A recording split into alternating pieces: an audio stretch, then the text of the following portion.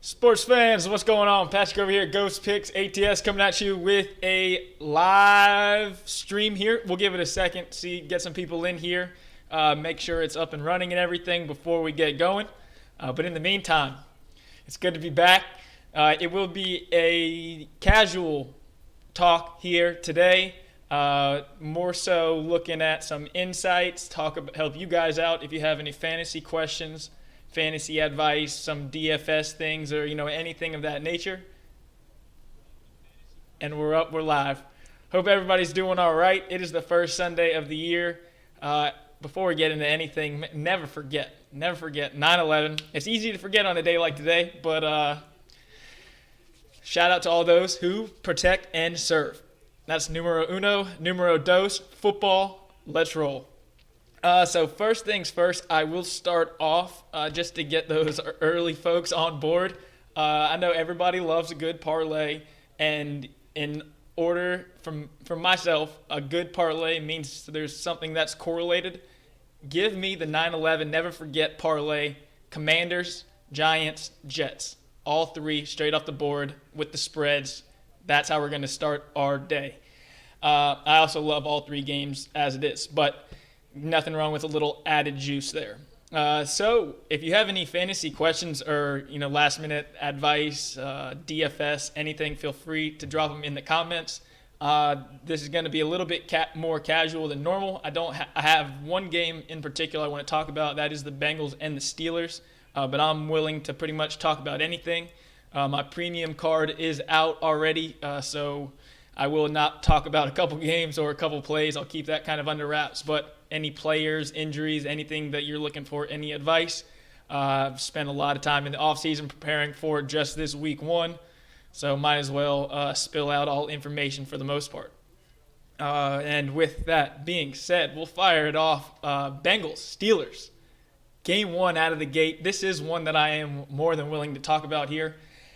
So, Super Bowl losers over the past 20 years. There's something like 4-16 against the spread, and everybody's been talking about home dogs, and it's very, very popular. The more information that's out there, the more that Vegas also knows. So anytime that someone is giving you these trends that don't necessarily mean 100% anything, Vegas knows exactly the same trends. They understand that people are going to bet them. They understand that and adjust the numbers, inflate the numbers, and that's always very important. City Boy Reggie, do I still like the Packers? I do still like the Packers 100%. There is a big issue there. I took the Packers money line.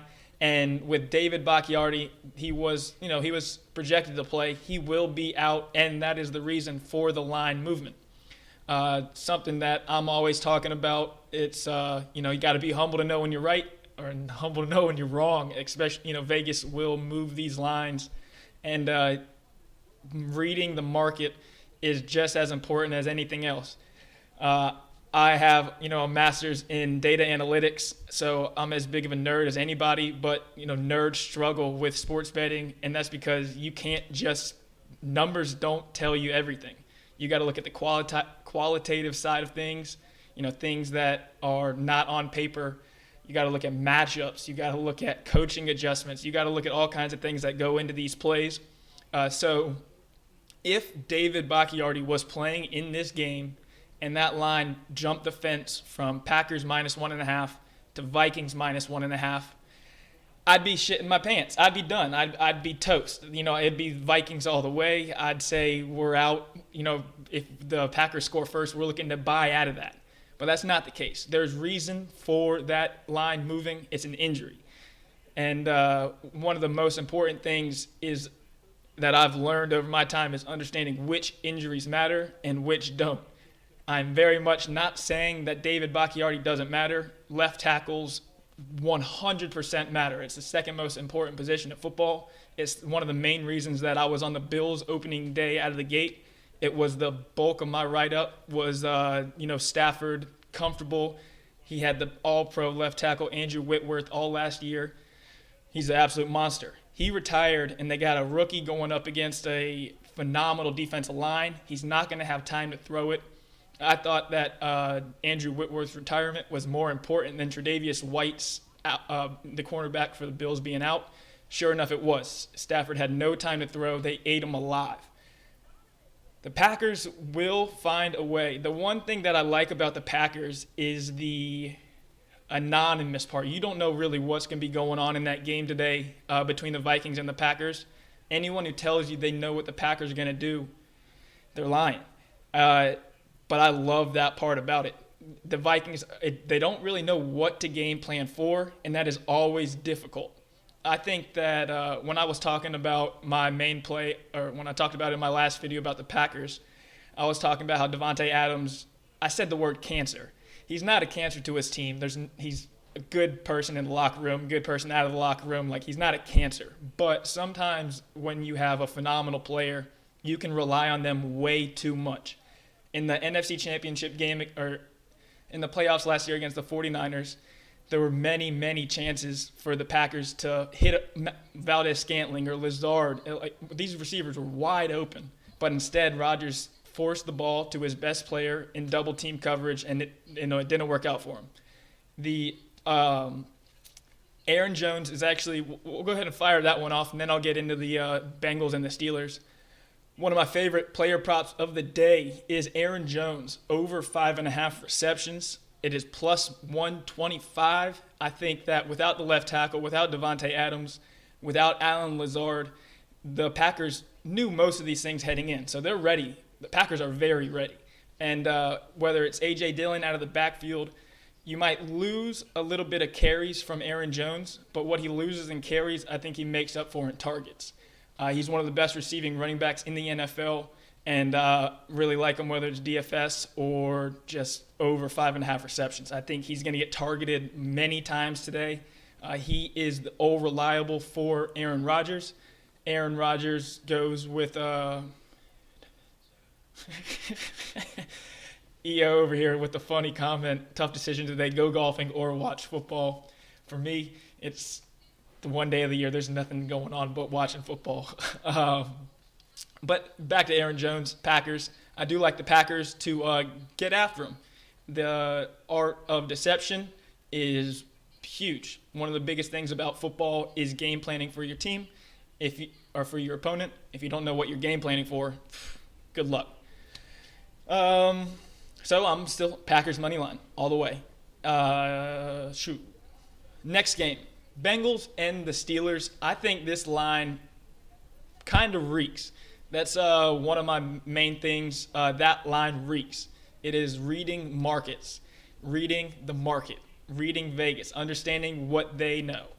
There's been no key injuries in this game between the Bengals and the Steelers, yet that line, no key injuries, 50% of the money pretty much on both sides. 50% of the Bengals, 50% of the Steelers. People are on the Steelers' money line, yet that line makes the most important jump in football. It crossed from 6.5 to 7.5 in spots. That line is still -7 in some places, and I will 1,000% be on the Bengals -7. That line reeks, and I'm going with them. Reader, eat them up in the middle, baby. One thing about the Steelers, it kind of conflicts one of my biggest beliefs. Quarterbacks making their first start on a new team, they cover at almost like a 70% clip. But this number really, I don't think it's fair at all. 6.5 I thought was very generous, but everyone was still on the Steelers. They see that, Super Bowl hangover, the 3-16 or whatever over the past 19 years as a Super Bowl dog or whatever. This Bengals, a lot of teams after a Super Bowl loss have a lot of turnover, people moving around. This Bengals team is pretty much moving everybody back. T. Higgins is one of my favorite DFS plays today. Bless you if you're not taking him. It's him or Jamar Chase. The Steelers will definitely shade to Jamar Chase. They'll do the number one on Jamar Chase. T. Higgins is one of my favorite guys in fantasy DFS this year. He is as good of a number one receiver as half the NFL, and yet he's number two. He's going to be getting number two cornerback. He's got great chemistry. You saw him put up some serious numbers in a couple games when the defense is shaded to Jamar. So Bengals have the offense to put up some points, and the defense is pretty much bringing most people back. They got a good run defense, and in my personal opinion, Mike Tomlin is one of my favorite coaches, but he is a dinosaur. In the age of analytics,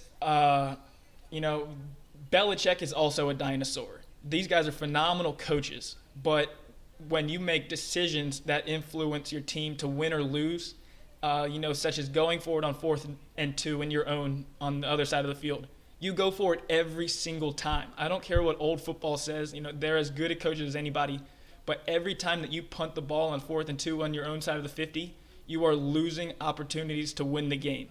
What are you going to do? 25-yard punt, there is no value in doing such. And that's something that the Steelers, they're dinosaurs. Patriots are dinosaurs. It does not help them. The Steelers last year won a lot of tight games against one of the worst schedules in the NFL. I think the Steelers could very well be one of the worst teams in the NFL this year. I think they could win the least amount of games in the NFL this year.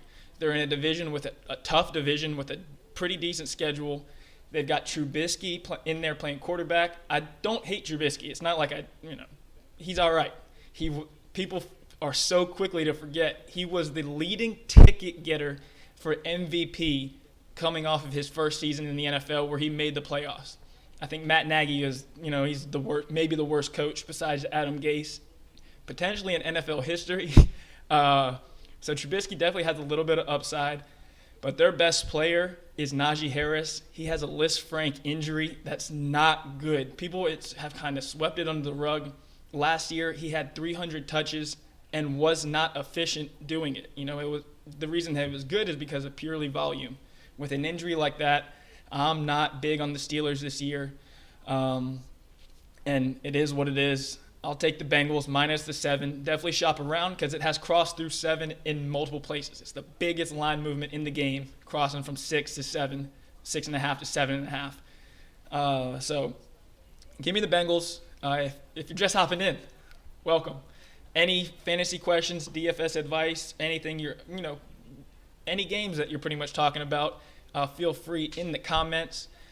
Matt Bailey, let me see. What do you think of a 3-team teaser? Niners, Ravens, Colts. So mathematically speaking, that is not a bad one. You're getting through a couple key numbers. With the weather in those games, it's kind of a big old question mark. The Niners, I'm not confident on the Niners week 1 out of the gate. I just have nothing on that game. I'm a big fan of Trey Lance for fantasy DFS purposes for the year.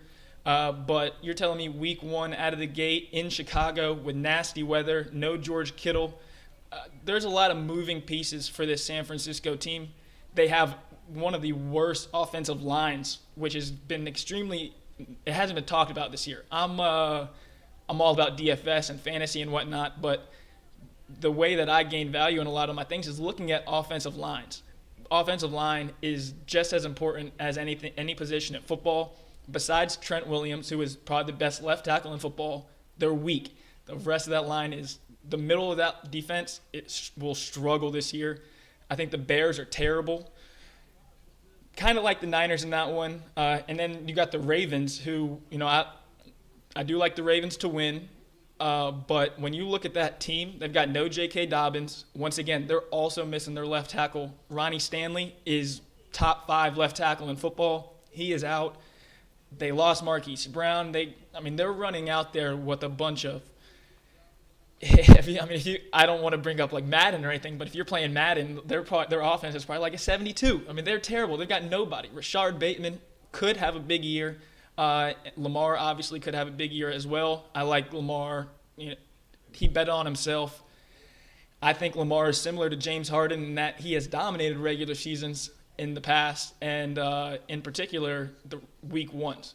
They average winning by like 25 points over the past 5 years in week 1. So Harbaugh and those guys, they're usually ready to roll. But I think their team is definitely a little shaky out of the gate. We will see just today. Also, with 9/11, there's that qualitative side of things. Can't put it into enough. It's going to be emotional in New York. That place will be rocking.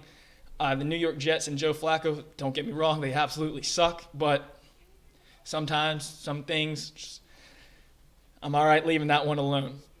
But let me see. Looking at other teaser options, we'll scroll across and check out a couple. I have not put in any teasers. I've got nothing on that so far. I do have a couple little parlays. I got a little money line parlay with teams in some pretty good spots here. So we'll start off with this is for the same thing. If you're looking at a teaser, this is kind of the way I would like to go, is with a little bit of a money line parlay. So we'll start off with the Eagles.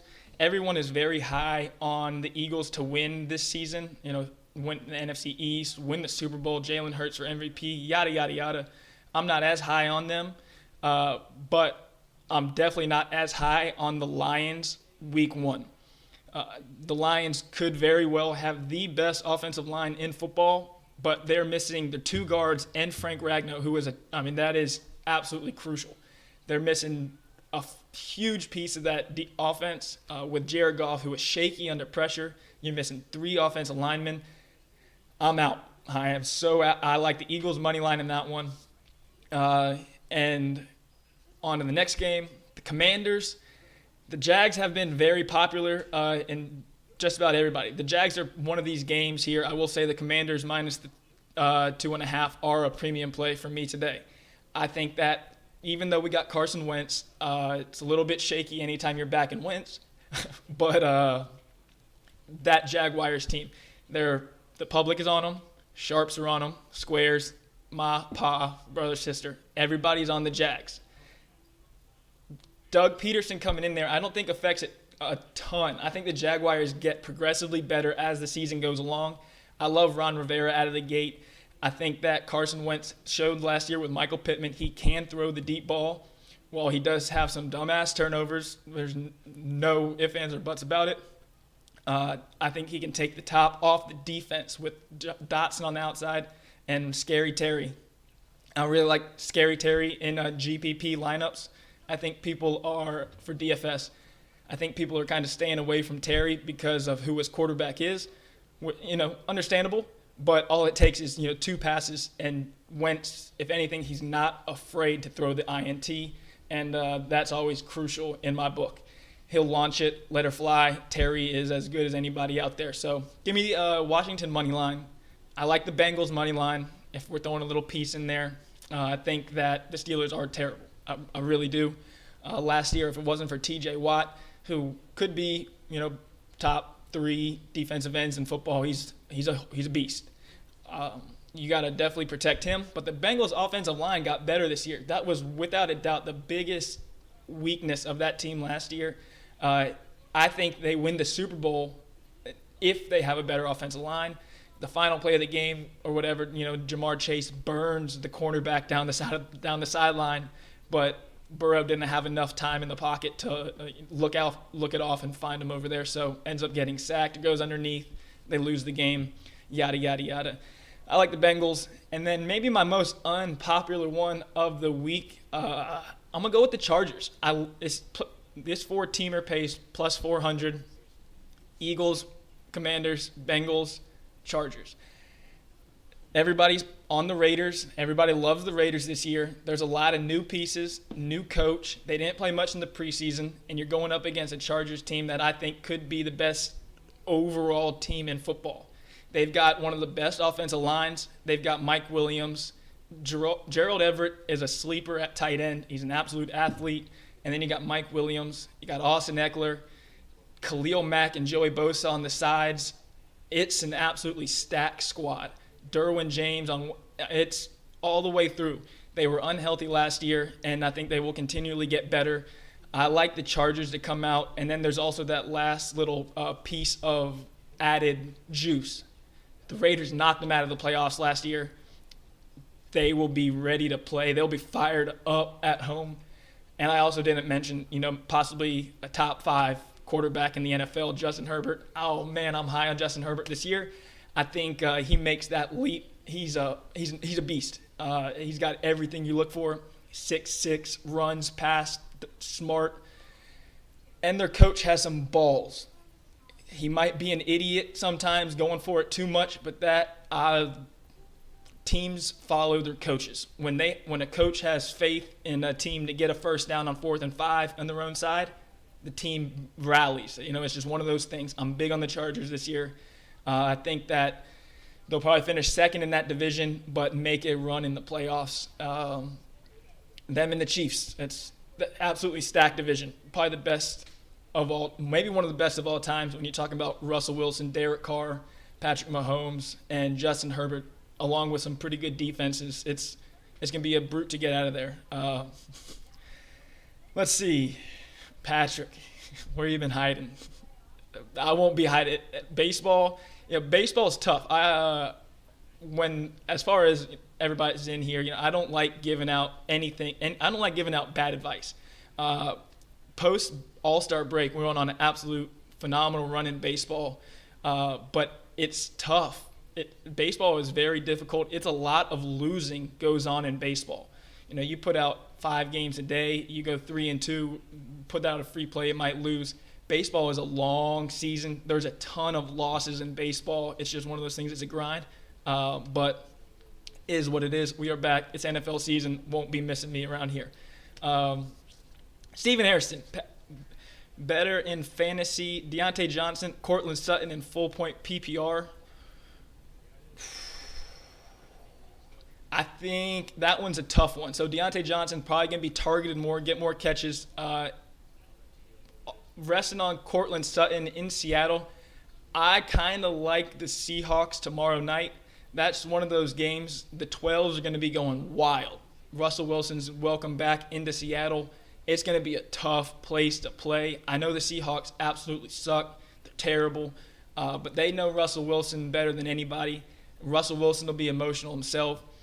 Cortland Sutton this year, big fan. He has one of the highest ADOTs, average distance target downfield, and Russell Wilson loves the deep ball.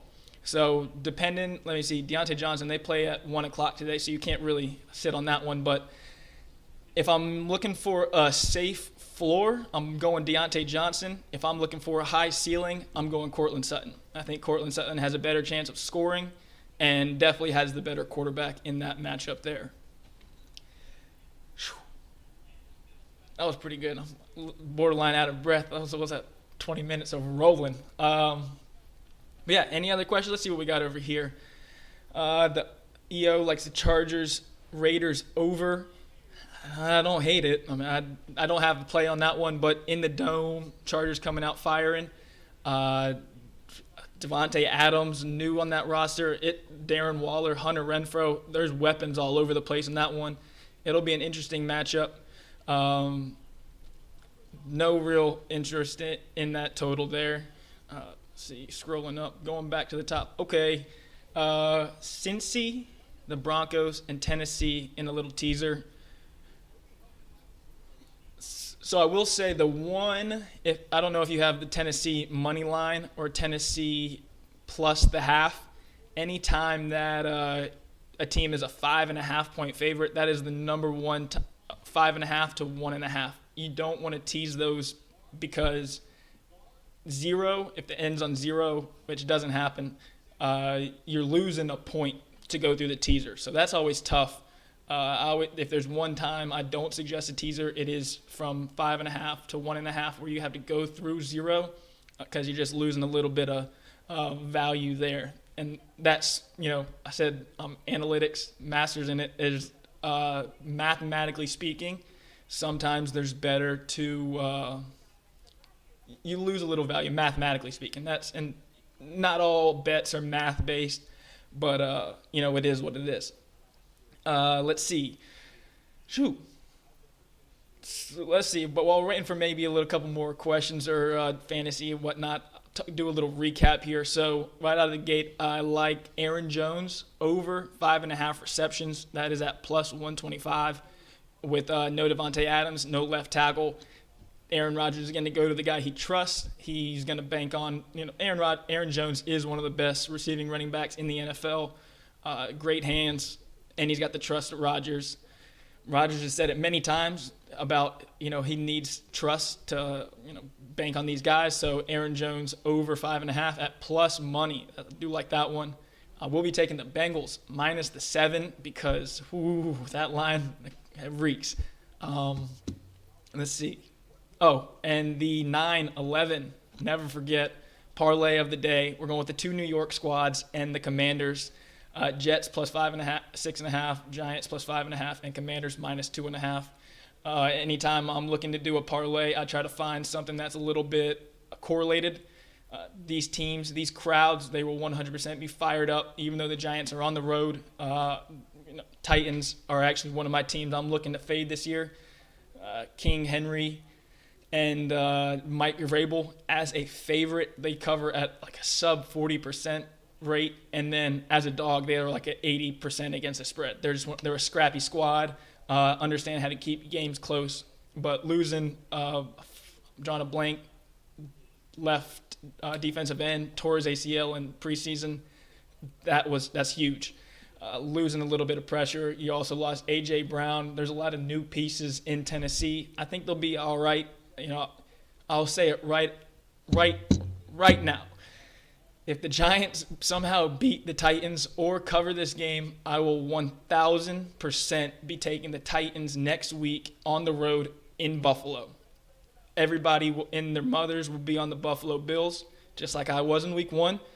Week 2, you won't catch me 15 feet, 20 feet, a mile away from the Bills. I will be all over the Titans because as an underdog, they're a scrappy squad. They'll be able to run the ball and keep that game tight. Vrabel understands how to keep games close. The same as Belichick. Belichick as a dog is phenomenal. And while I don't have any firm advice in that Dolphins-Patriots game, one of my early plays was on the Dolphins, and that line crossed from 2.5 to 3.5. It's a big point. I like the Dolphins minus 2.5, minus 110, but I do not like the Dolphins minus 3.5, minus 110, especially for a game with a total that low. You could very well see a 20-17 game or something like that where the Patriots cover, but I'm out. So I want to get into some DFS talk while I'm on here. Some guys that I'm looking at. T. Higgins for one. Anytime you're looking at DFS, especially GPP, but you're looking for those big tournaments, you're looking for guys that'll be slightly less owned with extremely high ceilings and with an emphasis on low ownership. If you're in the millionaire contest or anything like that, you're not going to win if you have Jalen Hurts paired with A.J. Brown or Mahomes paired with Kelsey. Those are going to be very popular stacks and whatnot. Guys that I like out of the gate, I think Christian McCaffrey could be pretty high owned, but he is expensive. So that will definitely drive down his ownership. He's got as high of a ceiling as it gets. Baker's desperate to win today. Not saying that he does, but Christian McCaffrey hasn't had a good quarterback since he's been really in the NFL. Cam was his best, and that was when Cam was on his downside. Christian McCaffrey was number 2 in the NFL in receptions his last year he was fully healthy. Number 2. He had 120 receptions. He's got an extremely high floor, and with Baker, he's got a pretty high ceiling as well. So I like that one. I do like pairing running backs in games. Speaking of that one, Nick Chubb. Don't think he'll be the highest owned guy today, but as a Panther fan, there's no one who knows him better. That team last year they faced no good running backs whatsoever. Dalvin Cook was the best one, and I think he went for like a 24, 125, and 2 tutties split, which that's what we're looking for. Yes, Kareem Hunt will steal some action, catch a couple passes, but with Jacoby Brissett back there, they will definitely be looking to run the ball a little more. And weather across DFS is always important. If you haven't checked out the weather, it's very, very important. In fantasy, I've got Darryl Mooney, Cole Kmet across a couple leagues.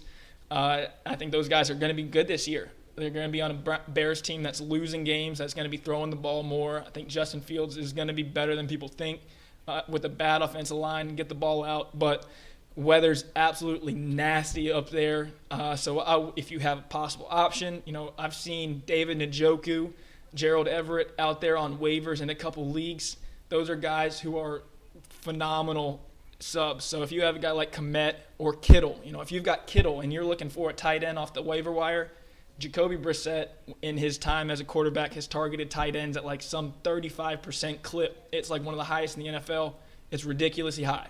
So David Njoku, if you're desperate, Gerald Everett, who is the new Chargers tight end, is another one. If you're absolutely desperate for a tight end, if you're missing Kittle or you have one of these guys in a bad weather situation, those guys can easily fill in and make some things happen. I'm about gassed. 30 minutes in. If you got any other questions, fire them away. Any fantasy talk or DFS, any long-term things. I'll save something for the end. No promises when that'll be, but I'll give you one of my top premium plays of the day. If you're in here, I always appreciate you guys tuning in, or girls tuning in. There's some chicks out there doing some fantasy football, and respect the hell out of them. It's a grind. It doesn't matter. Male, female. I understand most of the people in here are guys, but it is what it is. We don't discriminate. Let's see. I think that's about pretty much it as far as my end. I'll get a teaser, the NFL teaser that I would do, or a little parlay for the people sticking around. One game that I think people are kind of avoiding is the Chiefs and the Cardinals. Looking at that game, Kyler Murray is dangerous. That Chiefs defense has struggled against mobile quarterbacks in their time in the past couple years, with no Tyrann Mathieu, who's just a game changer. I kind of like the Cardinals, even on the money line. They're reliable. They're a live dog, especially at that number. I like the Chiefs -3 when it originally opened, but that's up to -6 because there's a couple professional betting services that will move lines of many points and actually offers value on the opposite side once they move those lines. There's a couple in particular that I know, one in Europe that doesn't necessarily know what they're doing as much. They're new to the game, but they're smart and they're big. They bet these games and move these lines, which can provide some value on the other side. You're telling me that the Cardinals are plus 200 and change? That means they got to win 1 out of 3 times at home opening week against the Chiefs. I think that's the definition of value. I think these teams play 10 times. I think the Cardinals win that game at least 3 times. Sure, they don't have DeAndre Hopkins. They're missing Rondale Moore. But they've got the pieces they need.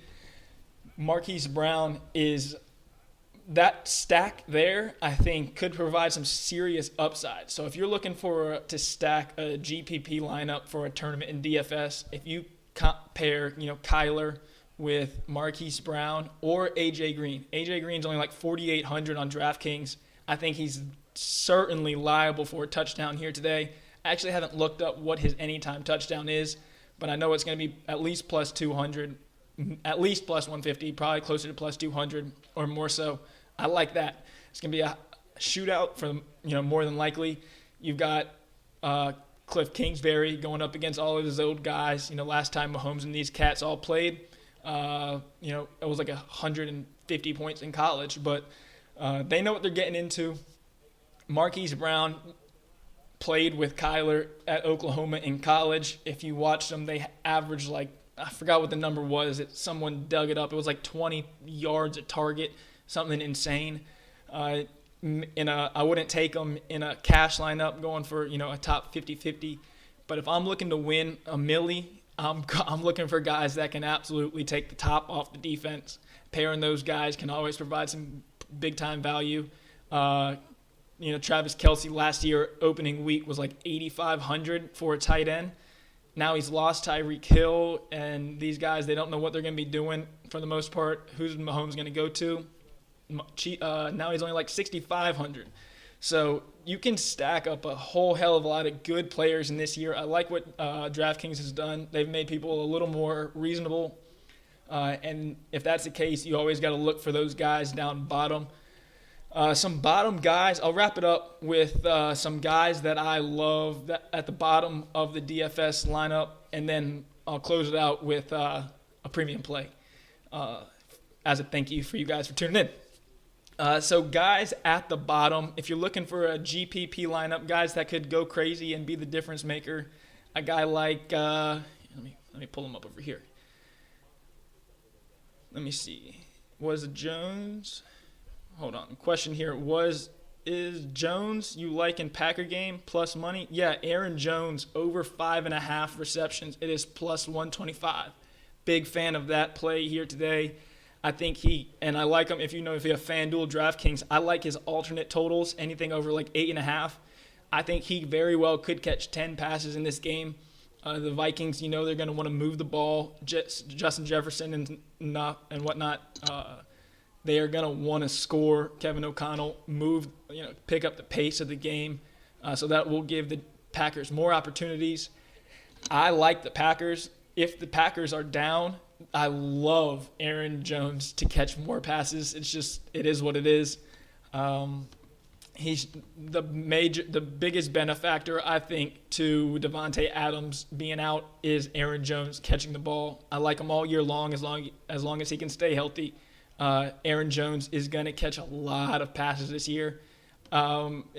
If you're crazy, you're a Packer fan and you're in fantasy football, you could legitimately start A.J. Dillon and Aaron Jones all year long if they stayed healthy.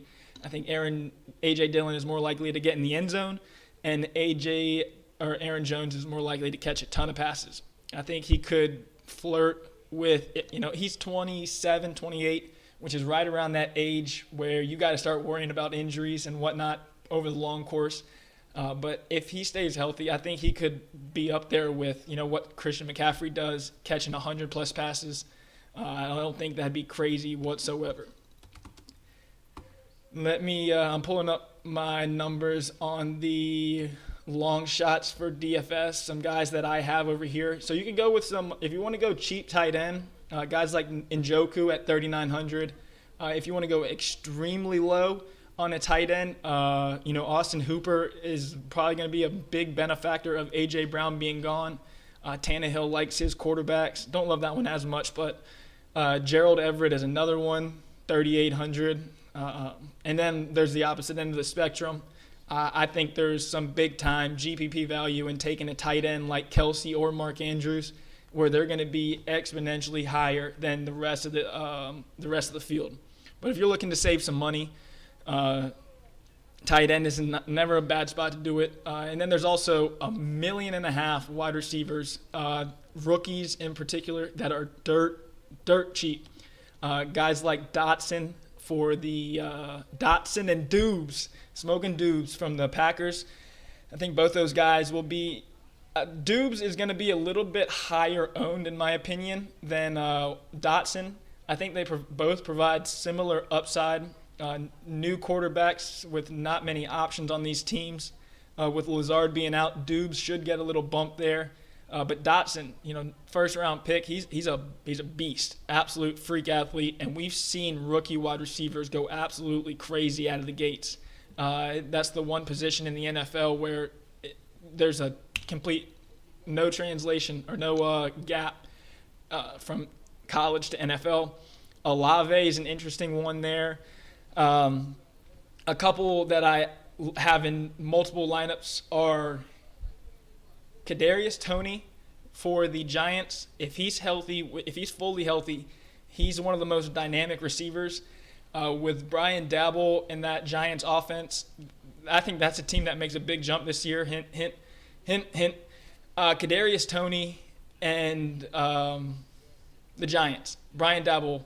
If you look at the coaching adjustments. You go from Joe Judge and Jason Garrett, quite possibly the worst coaching scheme in the NFL, taking knees on 3rd and 9 only to punt the ball.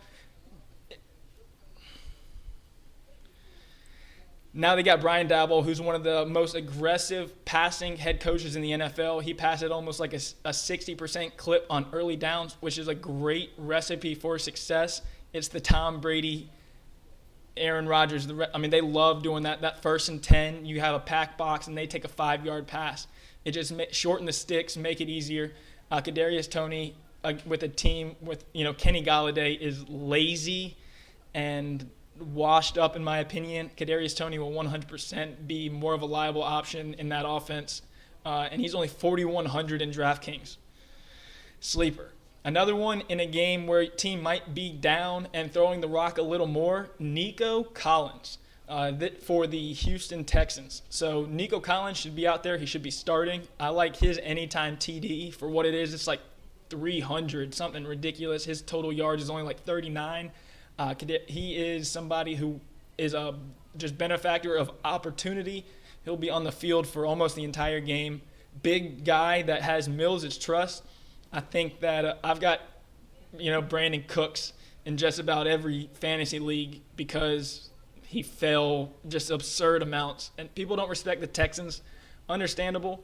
I respect the hell out of the Texans. Last year they were trying to lose. They did their very best to lose every game.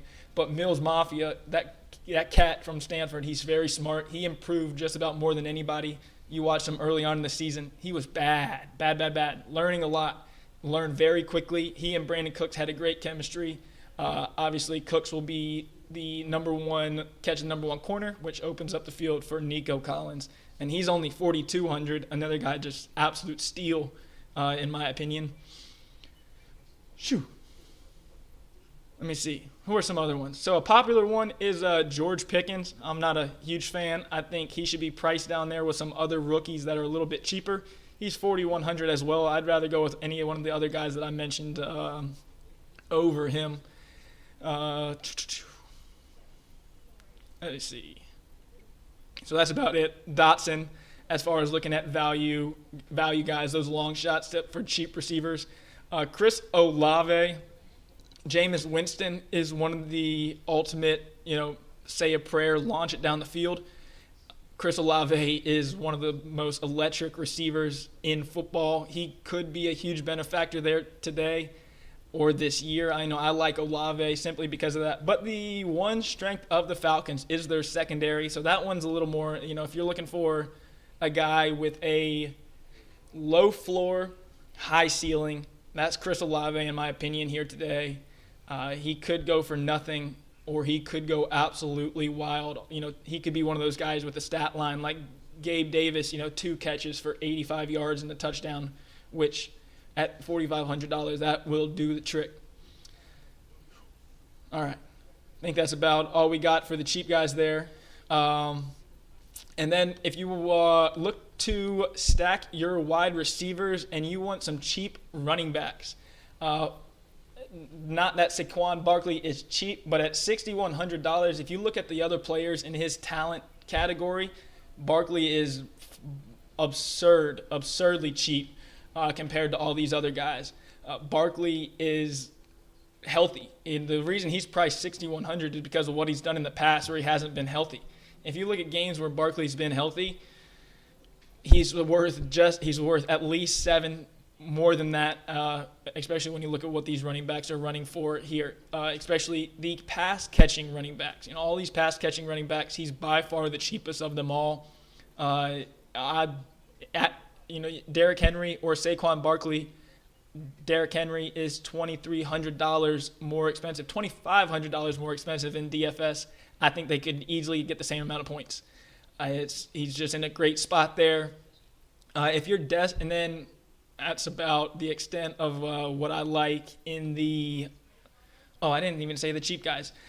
Mike Davis, don't really like him in GPP, but if you're doing a 50-50 lineup and you're looking for somebody who's just a dirt cheap option to get you 7-8 points, double up what their money's worth, a guy like Mike Davis, I haven't checked actually the J.K. Dobbins news since I've been on here over the last 45 minutes. Anything could happen.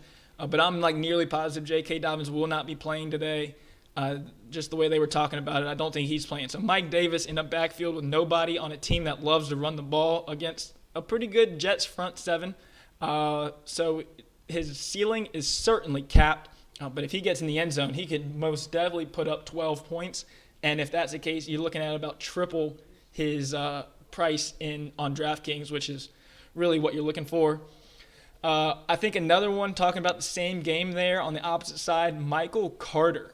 One of the number one people I was against in full-length DFS or fantasy football was Breece Hall. Everybody was on Breece Hall, and I love Breece Hall. I think he's a phenomenal running back. But give him to me in like the 7th round or something like that in fantasy. He was going 3rd, 4th rounds in drafts, and not in a million years. Not for me. I think that Michael Carter, he showed last year he's as dynamic as anybody. I was really surprised when they went for Breece Hall. But Michael Carter, he's got what it takes and really could provide some good value down there at 5,100. Another one that's if you're desperate and you love your squad and you need a running back that just could potentially score a touchdown or catch 3 or 4 passes for 30 yards. And can't pronounce his name. Don't even know. Pacheco, the dude from Rutgers, playing for the Kansas City Chief. Isaiah Pacheco. He's at 4,000, which is dirt cheap. It's as cheap as it gets. I think he will get on the field, but that's desperation mode. I'd rather go a lot of other options there. But once again, GPP, if you're looking for that $1 million, you have to be different and cannot be afraid to place last. It doesn't you no good if you place in the top 50%. It does you no good if you place in the top 65, 70%. You need to place in the top 10% to make it worth it. And if that's the case, you got to play guys that other people aren't. You got to have the courage, the nerve, the nads, the huevos, whatever you want to call it, to be different. 50-50 is completely different. So if you're doing that, Dameon Pierce or something like that is never a bad option. All right, rolling up 50 minutes. This is beautiful. No more questions on here. I will wrap it up with one of my favorite plays of the day. I love the Browns money line. I've liked the Browns money line all week long. I've drafted the Browns in every single one of my leagues, the Browns defense in every single one of my fantasy leagues. They've got one of the easiest first 4 weeks of the schedule.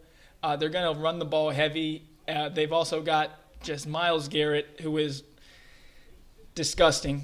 Quite possibly the best defensive player in the NFL when he wants to be. He's insane. They've got great cornerbacks. They've got JOK out there who will be kind of matched up with McCaffrey. He's a freak athlete himself. I think McCaffrey will catch a lot of balls and has a high upside still because of just his pure usage. Most teams in the NFL nowadays only have 2 running backs. Like the Browns, they got Kareem Hunt, who caps Chubb's ceiling a little bit. Deontay Foreman, Shoba Hubbard, they're not taking carries from McCaffrey week 1, maybe 1, 2, 3, 4, 5, but nothing more than that. It will be McCaffrey's game out there. But the Browns, I also like the Seahawks on Monday night. These teams going up against the quarterbacks that played for their team last year, they know their strengths, they know their weaknesses. Everybody thinks that Baker is going to go out there and run everything. I like Baker. I think that the Panthers will get better as the year progresses. They've got a lot of new pieces on the offensive line. Their offensive line was maybe one of the worst in football last year. They made some nice moves to improve that, but they don't have much chemistry. Offensive line is just as much about chemistry as it is talent. You got to be able to work as a unit. A lot of new pieces. So I will be taking the Browns on the money line. Nick Chubb, like I said, the Panthers have one of the worst run defenses in the NFL, which is an absolute gift for the Browns out of the gate. Jacoby Brissett is more than capable of winning games. I am a huge fan of Jacoby Brissett as a backup quarterback. He is as serviceable of a backup as anybody in the game. He doesn't make the huge mistakes that you need and when you got a squad such as the Browns. I'm rolling with them. I like Njoku in DFS. I like him in fantasy as a backup. I like him anytime touchdown. Look at Gloria. That's all I'm saying. Gloria is always out there. Gloria, how's it going? See, that's why I said boys, girls, women, men. Hey, we don't discriminate. Got to have you in here, Gloria. But so I'll be rolling with the Browns money line and rooting against my own squad. But is what it is. I'm not hurt. I think that's one of the best matchups. The Browns have the cornerbacks to match up with DJ Moore and the receivers. I just don't see many options for the Panthers on offense. And then, Nick Chubb is just a nightmare matchup, especially week 1 out of the gate. So, Browns, quick recap. If anybody just hopping in, always thanks. Let's have a great Sunday. All premium content is always available. You go to ghostpicksats.com. Check out Team Patrick. 3 straight years, just big wins. Don't do anything. We don't put out juice, minus 150. I'm looking at your best interest. We're looking to make money. I say it to my buddies and my friends all the time. I won't give you a bad pick. No promises. No pick is guaranteed to win. But I'll give you the best pick. And as far as long-term success, that's what we're looking for. So recapping what we got today. Browns right there out of the gate. The DFS talk. T. Higgins might be my favorite GPP play. I don't think that as many people will be on T. Higgins. He's at a good price. I think more people will slide to Jamar Chase just because he's an absolute freak. But I also like the Bengals -7. My NFL favorites money line parlay. Always play parlays responsibly. If I put out the numbers, if you bet $10 on a team, you bet 2 or 1 on a parlay. It's like if you bet $100 on a team, you can put $10 on a parlay and whatnot. It's always, people always give parlay guys a hard time, and it's understandable. Vegas makes their money off of parlay, so definitely play them responsibly. But moneyline parlay pays plus 400. Eagles, Commanders, Bengals, Chargers. My 9/11, never forget. Parlay of the day. God bless America. Commanders -2.5. Giants +5.5. And Jets +6.5. I don't think I missed anything. It's 30 minutes left before kickoff. So if you have any other questions, you can always email me. I'm very open book. I try to help everybody out. I love people making money, and I like teaching. I don't no hate. If you just like doing it for fun, you like placing the dumb parlays, I have no problem with it. People do what they want, and it is what it is. But if you're ever looking for some good insight, I'm always down to help you out, help you beat the book, help you good NFL football season. Oh, and the Aaron Jones over 5.5 receptions today at plus 125. If I'm looking for a prize picks matchup, I like David Njoku over yards, and I like Aaron Jones over receptions. That's just top of the head. But we're out of here. Good luck. God bless. Grind on. I think that's about all we got. Thanks for tuning in. I'm out of here. Oh, and the Packers. Can never forget the Packers. Definitely on the Packers despite some injuries. I'm out of here. Thanks for tuning in. Have a great Sunday. It's good to be back.